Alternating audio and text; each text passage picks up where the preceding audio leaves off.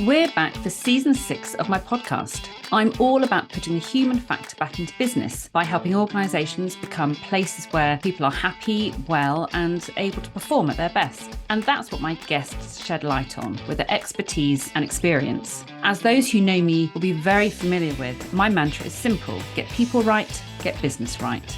And that means we'll be covering a whole range of topics that impact on employee experience, engagement and mental wellbeing. And many of you will know that I hate tick boxes. So we'll be kicking those out, getting beneath the surface of shiny new initiatives, stripping back layers of complexity and going back to the fundamentals of good business. That's the people. This series runs alongside the launch of Leadership Labs and Manager Labs that I'm excited to be facilitating with the fabulous Gemma Ellison of Heart Leadership. These are interactive and dynamic communities that turn typical L&D on its head.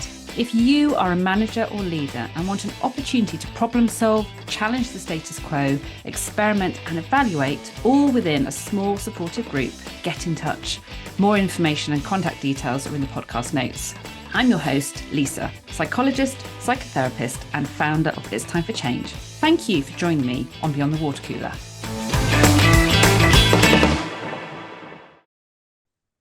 So today I welcome Kathy Heath of the Healthy Minds Club, a personalised health and wellbeing platform that connects users with experts, products and services to achieve better wellbeing and lifestyle goals. And Kathy's going to explain that a ton better than I just have in a moment. But just to say to the listeners, I'm a fan of the Healthy Minds Club, not only because I'm one of the experts on there, but also I love the way that the club has grown, and it's to be so comprehensive, and from what it was, and Kathy, you can explain a little bit more about that in a moment, but from what it was to what it is now, and you and I talk the same language in terms of what we actually mean by well-being. So I'm really looking forward to today. So welcome, Kathy. Thank you, Lisa. Thanks for having me. Really pleased to be here. Tell us more about what the Healthy Minds Club does, how it came about and how it's evolved. How it came about, well, this is where it gets a bit interesting, because it was actually, I think, like most businesses, born of a personal experience of mine. So fast kind of rewind about 15 to 20 years. Probably more like 10 to 15, but anyway, I experienced something in the workplace that was quite negative for me, and I managed to turn it around. And I spent a lot of time kind of doing the work and understanding myself and enlisting the help of experts like yourself, Lisa. So I worked with a life coach, I worked with a counselor, I worked with a positive psychologist, I worked with a nutritionist, a personal trainer, a yoga teacher, a meditator. I did all of those things to build my own plan. And I had never felt better in my entire life. And I just thought, wow, if I could only bottle this and, and help others. My mission was literally, I just don't want anybody to go through what I've been through. And so that's when the kind of, the journey, the wellbeing journey for me started. It took me quite a while to get it going. I actually built another company, which was a training business. And after COVID, decided, right, this is the time. The training business was great, but when we left the individuals, I felt like, where's the extra support? How do we take them to that next step to really drive the change, which I know is a passion of yours, Lisa. And so I decided, how could I actually bring all of these experts to a corporate to really shape the corporate space? And so I then started working with positive psychologists, counselors, personal trainers, nutritionists, meditators, counselors, life coaches. And I thought, how can I bring them to a corporate? So I thought about lots of things. I thought about bell tents on, corporate lawns. Ideally, I'd love to have, an actual physical place. But having, with my payments expertise, thought, I understand gift cards. And I had a significant network in the gift card space, and identified a gap that there were no gift cards that helped with, positive well-being. And so that's what we did. We built a gift card with 6 expert types and 10 experts to start off with, one of which you were one of the founding members. So we're super grateful to you, Lisa, being on the journey from the start. And the idea is that when a gift card is purchased by an employer or an employee, they land on our website, and the journey is personalised to them based on the methodology that I built in the past. And we've just grown from beyond there. So we now have, as of 2 weeks ago, 21 expert categories, 170 plus experts. And they range from, added on from that, we have menopause, men's health, mindfulness coaching, financial expertise, a range of support that supports the prevention of mental, financial, and physical well-being issues. Surrounded by that, we have a range of educational resources. So, and I will, happily say that these resources, they're not built by us. They're built by these wonderful experts that we have the pleasure of working with. So, podcasts, this one is in there. We have articles with kind of action plans and links to the expert categories, apps, online courses, ebooks, workshops, wellbeing experiences, a whole host of wellbeing products that I've handpicked with great brands, and a discounts portal. And the idea is that beyond the gift card, we have now created a membership, which is a hyper personalized access. So, and this is offered to every individual so that they receive their personalized wellbeing experience. Lisa, I don't know about you, but when you talk to people about well-being, generally what we've seen as a trend is that people do something when something's wrong rather than proactively preventing it. So they don't know where to start. If I wanted to talk to someone, how do I do it? And maybe they see it as a personal development exercise. But the idea is that, a corporate and an individual should empower themselves to really do the work, understand themselves, understand, what positively and negatively influences their well-being, and actually have the tools on hand to support them there and then. So, and yeah. I like the fact that you've kind of normalized the fact that everyone can benefit from some support, whatever that looks like, whatever that's about. And you've got stuff around leadership, or you've got stuff around men's health, or there's so much there that it's almost this one-stop place. I like what you said just now about capturing everything in a bottle. It's almost like the bottle is the Healthy Minds Club, and people can go there and work out what they need, what's going to be helpful to them, knowing that that's going to change as well from where I am right now to next month or next year. Yeah, absolutely. So from an employer perspective, they can see it as a universal platform. They can use it for well-being, but equally they can use it as a benefit, as an incentive, as a reward for learning and development, as an employee assistance program to support on an ongoing basis. And the other thing about the platform is once they've worked on those priorities, it's a bit like the leg of a table. When you've secured one, another one becomes loose, but you can review those things aligned with your values and priorities and what's going on in your life. So it's not a one-stop shop. You do it once and that's it. It's just, we all need to work on ourselves, just like we need to go to the gym and keep our muscles and our bodies fit. We need to do the same with our mind and our finances, etc. Yes. And often that's the bit that people don't necessarily prioritize, because it's not so, it doesn't seem such a big need. People just carry on. They just carry with them whatever's going on in their mind. Just go, I'll sort that out another day, or it's just part of who I am.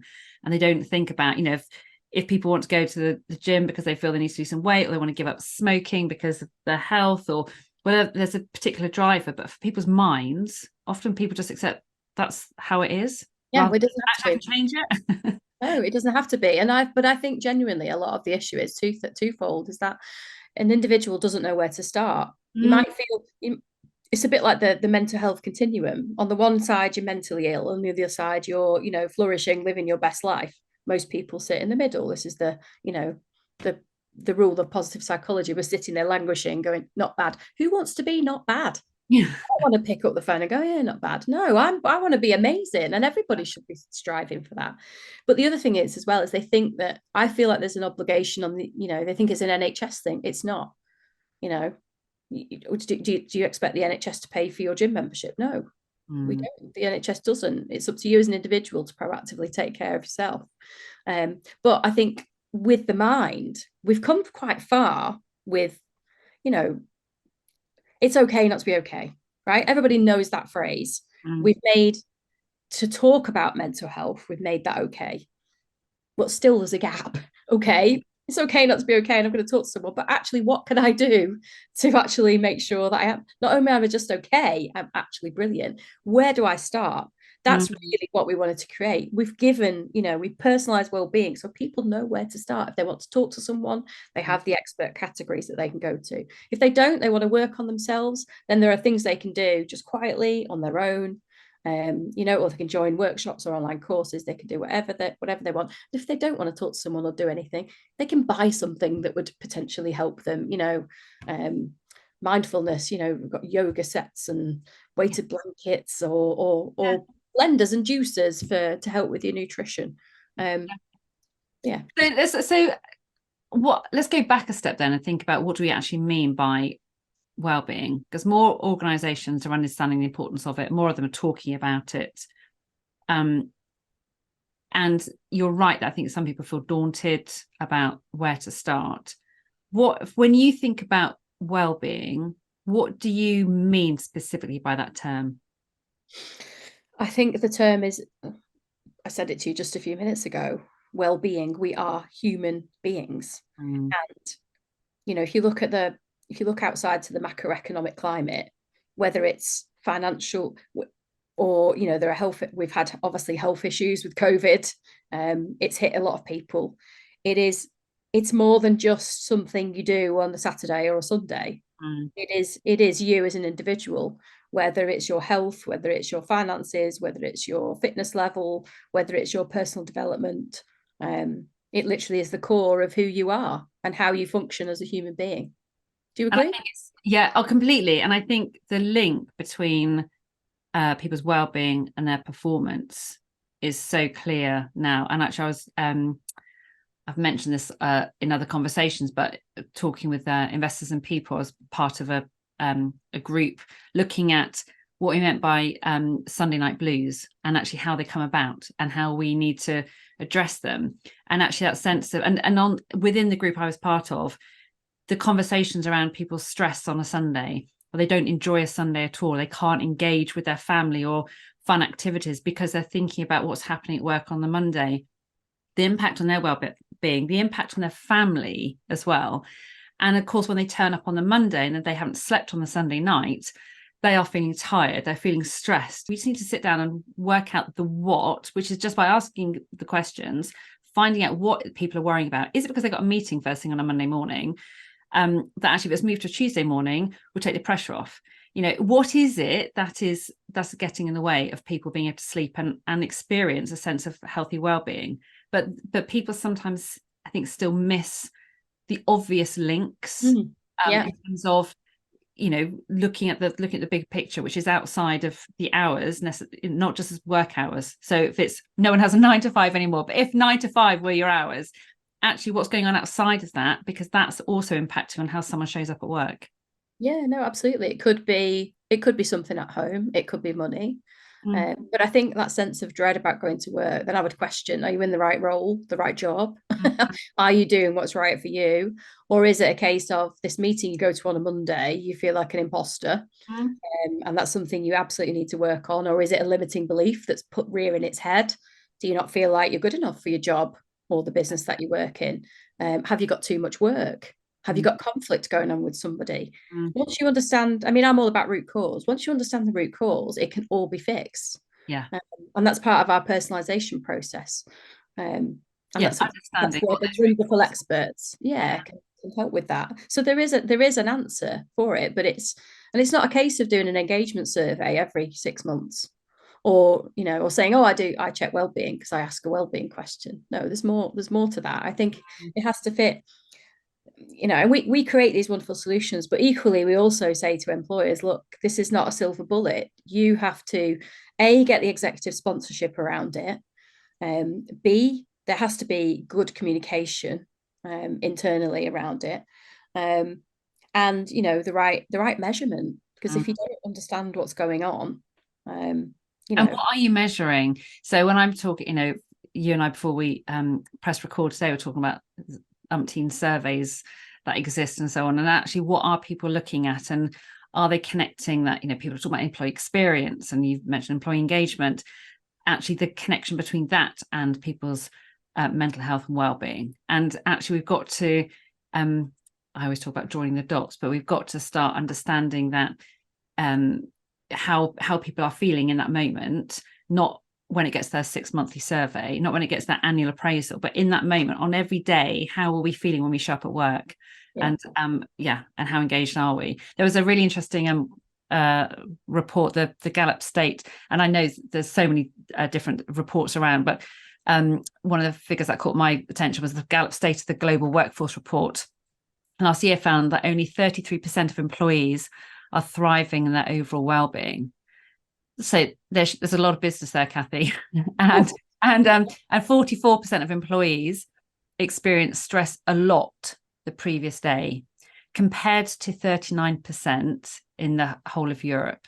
So in the UK, there's a higher level of stress, and I still worry about the fact that we've almost normalized that. If you say to someone, "How are you doing?" it's like, "Well, I'm stressed about such and such." It's like, "Oh, yeah, well, I'm stressed about this too." We end up just having, that's part of our narrative, that's part of who we are. And if you were to say, "I'm not stressed, I feel really calm and I feel in control and I'm just feeling really good about things," whether there's that sort of other message going on about, "Well, you're not really working hard enough then. I need to get something else to do." And I think, so going back to kind of what employers can do, I think one is, with the exec sponsorship, there needs to be the creation of that culture to have that conversation. That's the first thing. And then from a measurement perspective, I'd love to see the day.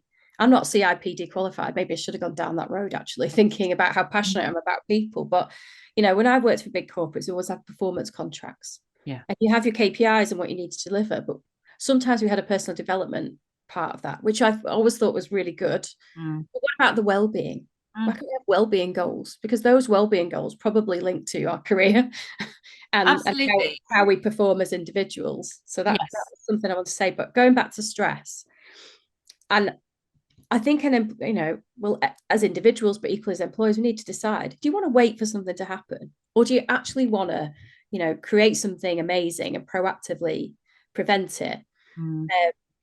And when it comes to kind of engagement and measurement, I think one of the big mistakes that's made is that people think, "I've got great engagement scores.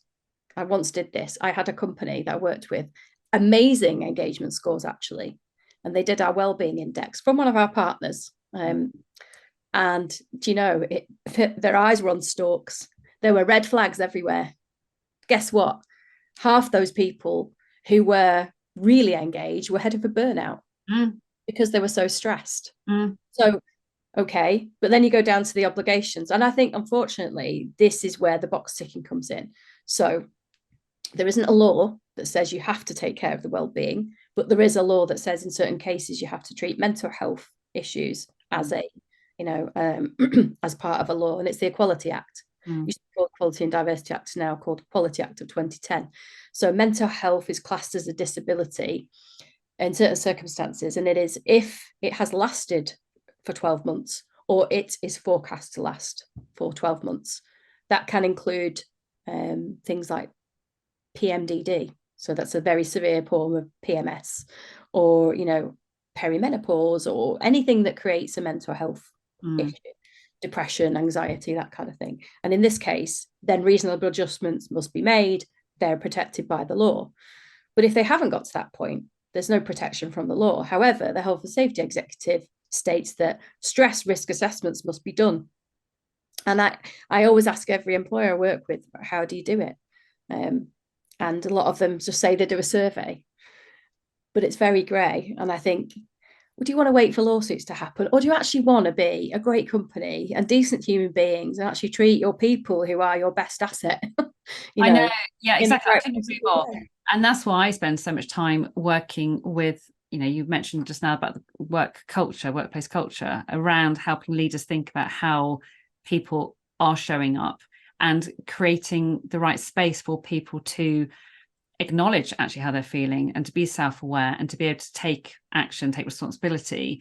And I think, we not enough companies are supporting managers to create the space and value the well-being of their teams. So I always feel for managers who are under a huge amount of pressure from above and they're trying to get the best results out of their team. And I still see that practice, which is about push harder, drive harder, just assume they can get on with it and leave them too far alone, or micromanage. Or I mean, it's such a hard balance to get.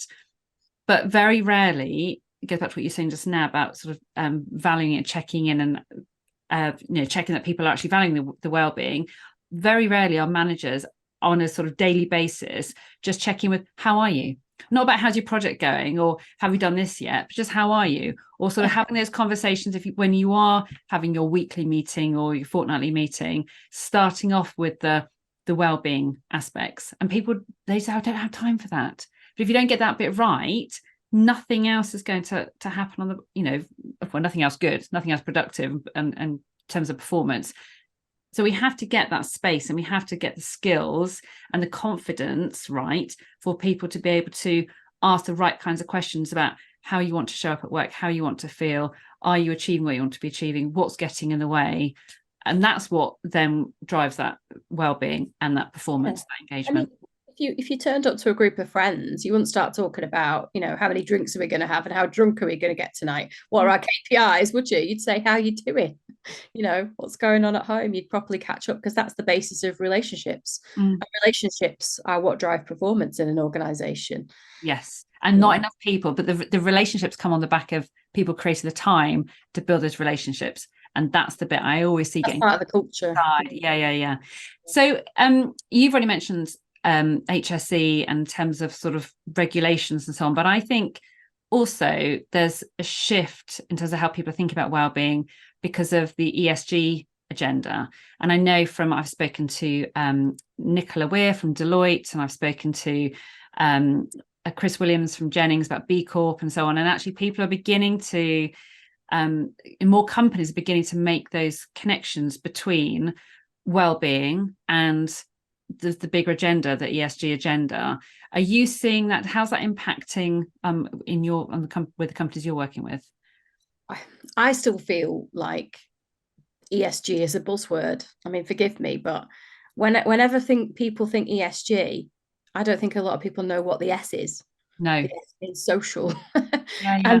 and that actually their employees have an impact out in the communities that they live and where they serve their customers. And I've heard a lot about B Corp, and there's a lot of carbon offsetting and measuring this and planting trees, but I really don't see anybody properly measuring the S side of things. That's one of the things I'm trying to change, actually. People need to listen to Chris's episode of this podcast where he talks about B Corp, because he's talking about values-led culture, and he's much more around the people, because I think you're right, there's a tendency for people just to focus on the environment, the planet, and actually they've got to look at the people who are at the heart of the ESG agenda. They've got to start with people. Yeah, because it's not just the employees, it's the employees and their families and the communities, where their customers are.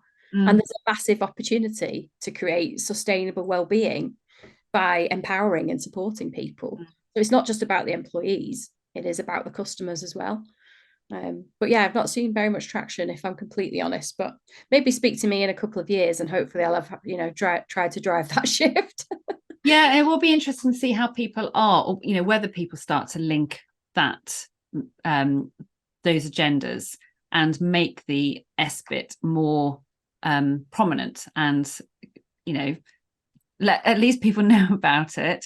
And again, because if we have these additional kind of demands on companies in terms of, you should be meeting this agenda, and you should be doing this, and you should be doing that, to make that more manageable, we need to pull it together so that it's not just, another thing on the list of what I've got to address. And I think Nicola was actually very good at explaining that, in terms of it shouldn't just be another policy. It's not a standalone something. It is something that should weave its way in and out of everything you do. And I guess that then fits in with the idea of having a really good wellbeing strategy.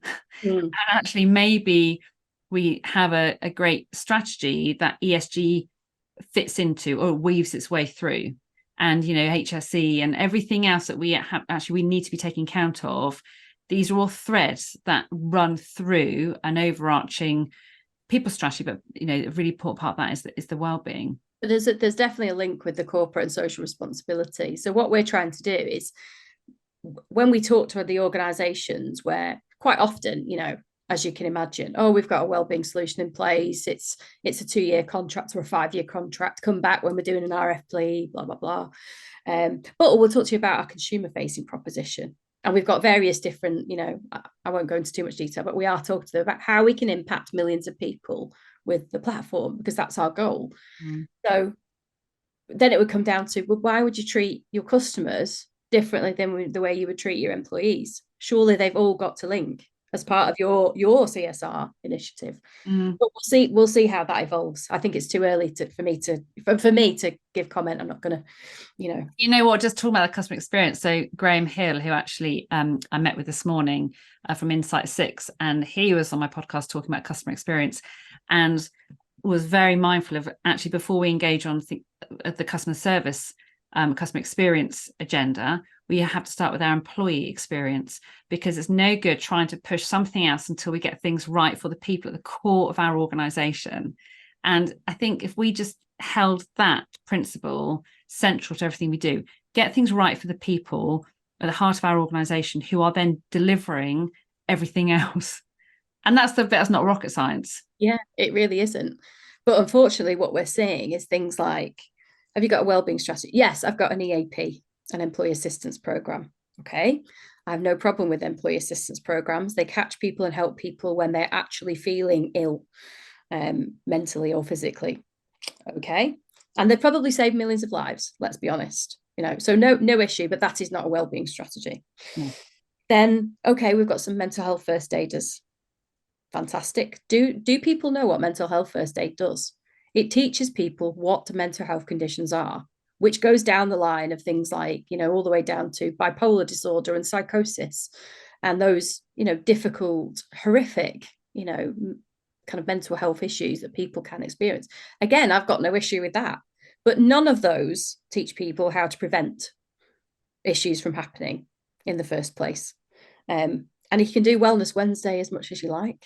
You can bring in a yoga teacher or a Pilates teacher, but that won't help everybody, because Jerry down the road in customer service, he's not interested in yoga. He couldn't care less. He can't lift his leg above his head, and he doesn't want to.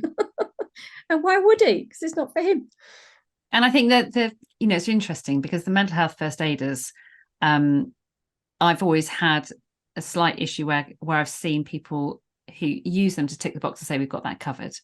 They don't necessarily have an impact because they're not used perhaps in the right way, because people don't know about them, or just how they are communicated. It then comes down to individuals who take it upon themselves to do their jobs slightly differently. So a great guy, John Holland, who has again been on my podcast talking about men's mental health. And we were he's a brilliant mental health first aider, but he's taken it a whole kind of, I can say, the next step, but he's taken it a very big step further, which is about running workshops and running kind of sessions for people to understand more. And he's doing kind of road shows, and he's been doing all sorts of really interesting things to try and make it part of the strategy. So it's the big picture. Almost starting from an individual trying to work up to influence the whole organization, which is quite a big ask for an individual. Bearing in mind, this is also on top of the day job, and that's the other job I have. It's like, actually, you can't, something as important as looking after other people's mental health well-being cannot just be in your spare 5 minutes in your lunch break, if you get lunch break. So the strategy bit has got to pull together all the, I don't like the word initiatives, but all the processes and services and people that you've got in that space, and help them link up a little bit more, and help them create the space for those to really take off and thrive, rather than individuals trying to do it in their own way. Yeah.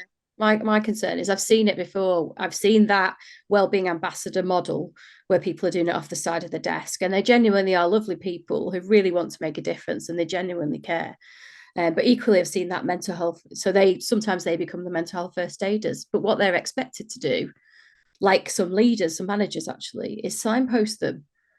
And that for me, that's a risk, because they're not counsellors, they're not qualified for it, and it's a massive, impact on their well-being. So it's like you say, You need great people like that, absolutely, but it has to form part of a bigger strategy that looks at the executive sponsorship, the culture, the performance, processes. What are they actually measuring? The tools and the support programs, the policies and the procedures and the measurement, and all of that kind of comes together. It's just, do you know what? Many of the people in these organizations, they've done it before for massive change projects, or IT projects or whatever.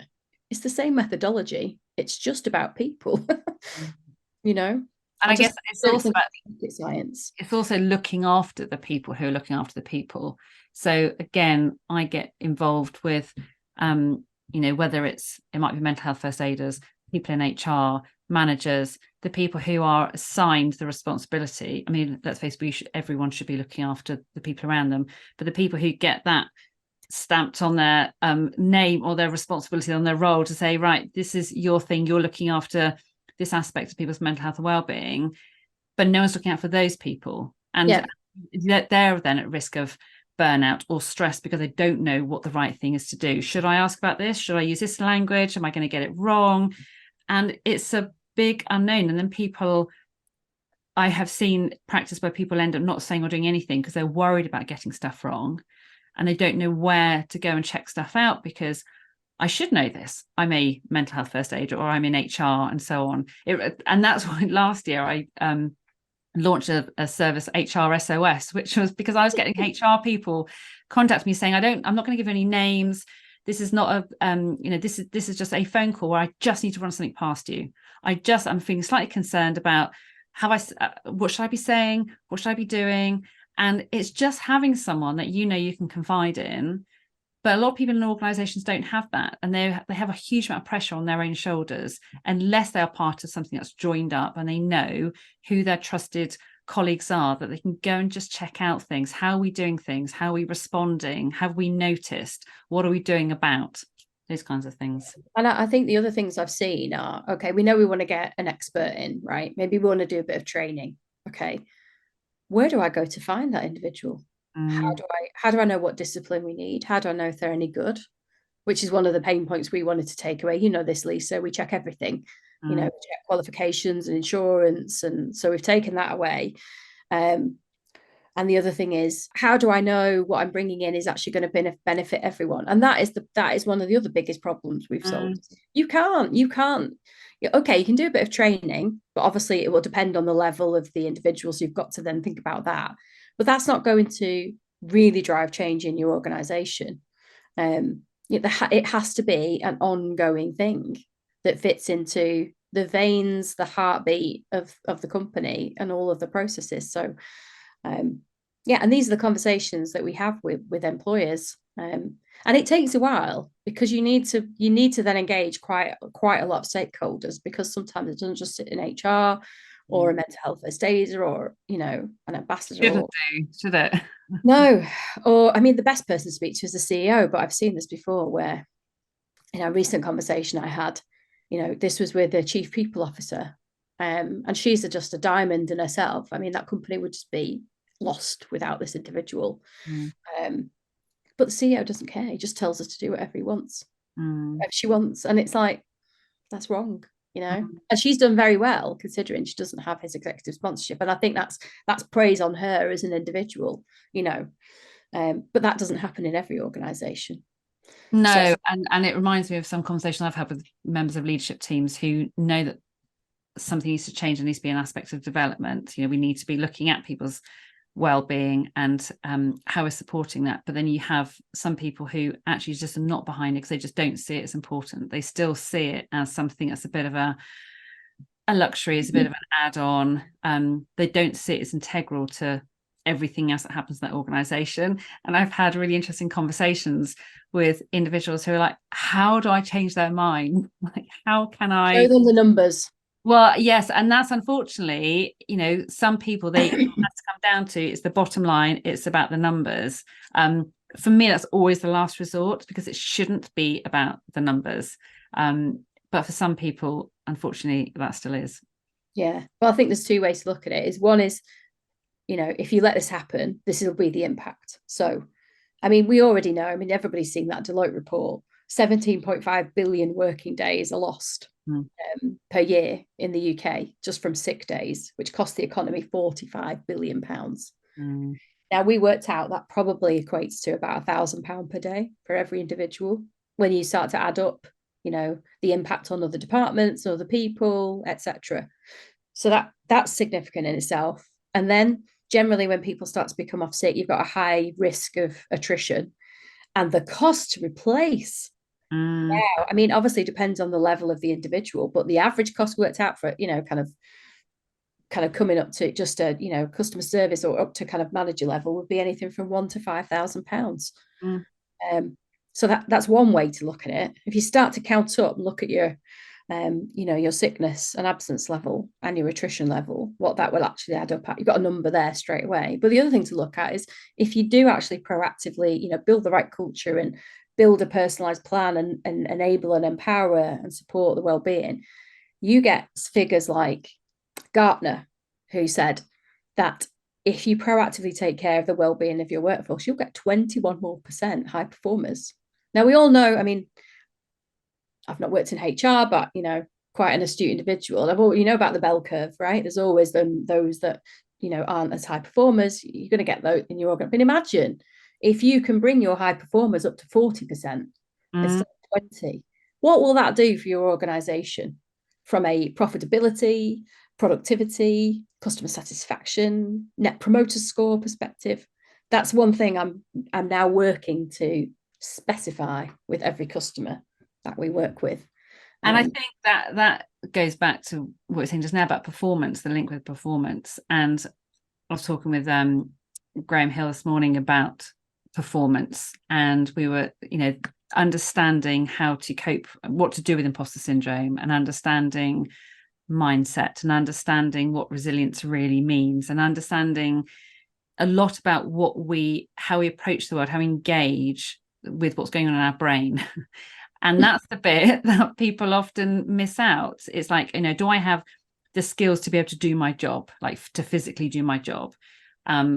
Tick, you know, companies will make sure they have that, but they won't make sure that people are equipped with the mental skills, confidence, to be able to engage day to day with the stuff that they are going to come against. You know, when they experience anxiety about something, everyone experiences anxiety about something.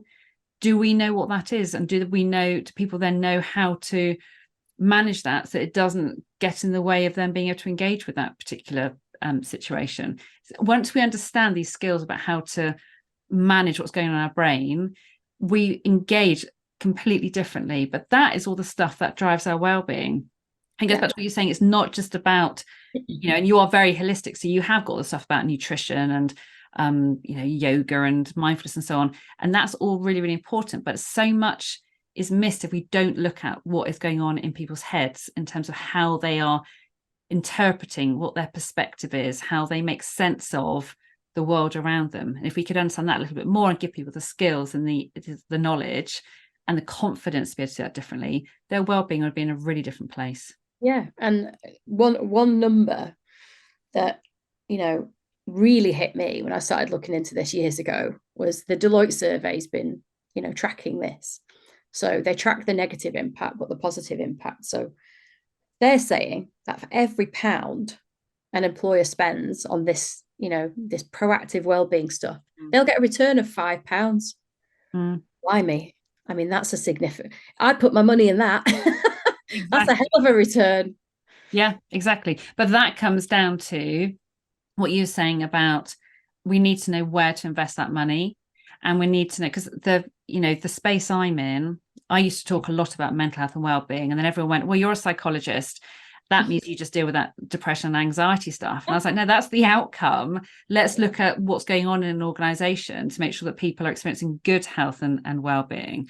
And when people say, right, I need to do something about well-being, you know, someone's saying that they're feeling a bit stressed, so I'm going to have a stress workshop, or where, you know, they're plaster over it. Exactly. I'm identifying something. Where do I go for support? And there are so many people, the market is flooded with people now who are saying, well, we can do this and we can do that, but actually, does it make an impact? So it's about having confidence in what you're bringing in. Is it part of a bigger strategy? Do you know that it has been well thought out and it is fit for your organization? It's not just an off the shelf thing. That goes back to the personalization point that we've made. And do you know that it's going to be measured so that it does have an impact? Because if it doesn't, you can invest loads of money into something and it just doesn't go anywhere. There's nothing to show for it. So it's about that. So that quality bit is really, really important. You do want to be a little experimental. I always think about Gemma Ellison and I are doing some leadership labs and management labs in the autumn. And the lab is deliberate around being a bit experimental. So when you're, whoever you are at work, if you're a leader, a manager, whoever, and you're thinking something's not quite right, why do I think that is? What's my hypothesis? What am I going to try that's different? How am I going to measure the impact, see if it makes a difference? Should I tweak that a little bit? Be experimental. We don't have all the answers. That's not all black and white, is it? You haven't got a handbook that says this is how to do it on day 3. No, absolutely not. But this is the idea of performance improvement, right? Continuous improvement. Every organization is good at that. But speaking about manuals, I guess I see the whole wellbeing thing as, let's use a car as an analogy, right? Okay, the exterior is the corporate identity, what the car does. They're the values, right? The way that the car works, that's the training, right? And you have to be specific about that particular car, because what works for a Nissan won't work for a Volvo. And then the engine, right? Nothing will go without the engine. That's the brain, right? What are you doing to support that from a performance perspective? And that, I think, so you could sit there and you could go, right, I'm just going to focus on the color of the car. Great, won't go very far. You might have the best culture in the world, but actually your car's not going very fast, right? You can do some training in how the car works, on how, what makes it not go, what stresses it, or what makes it perform better. But when you do the work on the engine, and then you can track all the KPIs and everything. And that's one thing I think we do really well. And this is where, when I speak to consumer facing organizations or employee facing, we obviously are fully GDPR compliant, but I've got an overview of really what makes individuals tick. That's where we start. We start with values. What makes a person tick, right? We're not going to share that individually, but we can aggregate that together. And then we talk about what are the focus areas within those values. And then, then an employer will get the overview of, you can see how that car's performing with, the engine, if any downtime it's got, the sickness, the absence, how fast it's moving, how efficient it is. But then you can also see what's important to this car. Like, out of Knight Rider. I'm showing my age now. Oh, I love Knight Rider. just to give an analogy. That's the thing. Think about it as a car. You can't have one bit without it all has to work together. And this is my analogy for organizations and how they operate. We're lucky enough, because we have experts like you that we work with, we can single-handedly pick who we know is going to help organizations. If they need help with painting the car, we don't paint the car. We don't change the color or the what the car means, its brand. We don't do that, but experts like you do. So and I think that's very much how I work, in terms of I call them my dream team. So when I have something crops up in an organization, I know exactly who to go to and bring them in, and that's the power of collaboration, isn't it? And I think that's also about having really honest and frank conversations about where are we at and what is it we need. And I think sometimes people get a little bit defensive, or they're a little bit protective of where they're at, thinking, actually, I don't want to expose just really where we are, because there could be some criticism or some judgment about that. And actually, when we can just be really honest and say, we don't have a strategy at all at the moment, but we know we need one, so let's start there. Or we've got a strategy, but it needs some work doing to it to kind of make it better. Great. Or why would that any different than any other project? If you decided you're going to create a new product, for example, that's so different.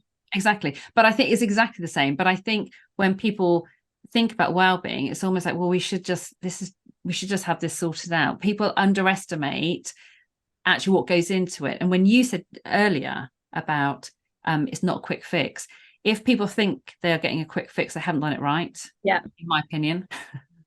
Yeah, it's not. Yeah, no, absolutely with you on that one. I once had a conversation thinking about the reasons not to do it. One of the employers said to me, yeah, but what if your product allows one of my people to unpicks a scab or something? And I said, regardless of whether it's with our product or not, this is going to happen at some point. Do you want to have the support in place to help them so that they don't fall off a cliff? Or do you want them to leave and potentially they become really mentally ill? Because whatever happens, regardless of whether it's us, it will happen. So do you want to have the right measures in place? And we can't afford it as a business. I said, can you afford not to? Yeah. Yeah, I agree with that. I think, when you ask, I think just reviewing what's in place and actually just, even if from this podcast, this episode, people thought, I'm just going to go and start having conversations with what are we doing and what difference is it making? I'm a real fan of after action reviews. And when you get the right people in the room, if you're a small organization, try and get everybody there and asking the really good questions about what is it we're actually trying to achieve and what to look like, and are we achieving it? And you can just have some really honest conversations just to work out where you're at with that stage of development on that journey of improving people's well-being, and what other ideas have people got to bring into the mix. Yeah, no, absolutely. And I think there's no silver bullet, but having a good holistic overview of what influences people's mental, physical, and financial well-being is often a good place to start. So what would be your sort of key takeaways, kind of key messages that you think people should take away from this episode of the podcast? I think the first thing is don't wait for a problem to happen. It's going to cost you dearly, and we can show you what that is. But the rewards of proactively tackling it, are what far outweigh what the risks are. You don't have to have all of the answers. As an individual, mental health first aider, leader, even a CEO, it's fine. Just get the right support. It will surprise you how affordable it is and what the return on that investment is. And open your mind, I would say. Like that. Your mind. I think when you have an open mind, all sorts of things happen. You just listen to different conversations, or you listen to the conversation in a different way. You start to pick up different things from it. Yeah, like absolutely. Kathy, tell us about the event in September that you've got coming up. So one of the ways we're supporting our partners and kind of customers and potential customers is actually by talking people through, not with the support of experts like Lisa, she will be there. What is the roadmap to a healthy mind and a healthy workforce? What are all the things that influence it? Because you can sit and think about mental health first aid and ticking boxes, but let's actually look holistically what this means. What are the things that influence, and therefore what are the things you can do to proactively support? So we'll be running this event on the 26th of September in London in a place called the Loading Bay, Shoreditch, from 1 until 6 p.m. And if you are an employer, then we will happily offer complimentary tickets. So if you contact Lisa, she will put you in touch with us, and we'll send you details of the event. What we'll do is we'll put your contact details in the show notes, okay, so that people can contact you directly. That'd be awesome. Obviously, if people want to contact me, then I'll just put them in touch as well. But I think from seeing what you're going to be talking about, it goes back to something I'm a fan of, which is being very holistic. So you have everything from imposter syndrome and stress and careers and so much stuff happening that day. Yep. That I think it really gives a really good sense of actually what support is available and how wide we need to be in our thinking when we are considering the well-being of our workforce. Yeah, perfect. Fabulous. Thank you so much for joining me, Kathy. I have really enjoyed this conversation. It's been a long time coming. Yeah, We've had various attempts at this. So thank you ever so much. I actually have, before I let you go, I have a blind question from another guest. Mike Brennan asks, Kathy, if you could start your journey again, what would you tell yourself? Ooh, that's a really good one. I would tell myself, keep going no matter what, which I do every day, actually, but it's more important than ever because this is this is a very, this is a long journey, and this is about making a difference to millions, and therefore that's going to take a while. Yeah. But you are also one of those people who's very, very driven. And when you are destined to go somewhere, even if it takes a while, you'll get there. I'm super passionate about this, and I know we can make a difference. So Yeah. I don't wake up with Sunday blues, put it that way. I wake up excited about what's happening on Monday, because I love what I do. Yeah. Fab. Thank you so much, Kathy, and we'll be in touch soon. Thanks a lot. I hope you enjoyed the conversation today. I invite you to think about one thing that you will take away to think about or do differently. I'd be really grateful if you can give me a thumbs up on Apple or wherever you listen to your podcasts, and for an extra brownie point, leave me a short review. I'm really keen to help drive real change for better practice in the world of people at work, and spreading the message will help that. I'd love you to also join the club to stay in the loop and be the first to hear about exciting things that I'm developing, including free downloadable resources. Please do reach out to me directly to discuss the topics covered on this podcast, or perhaps other challenges around people at work. And if we're not already acquainted on LinkedIn, please connect. All the links you need are in the show notes. So until next time, bye for now.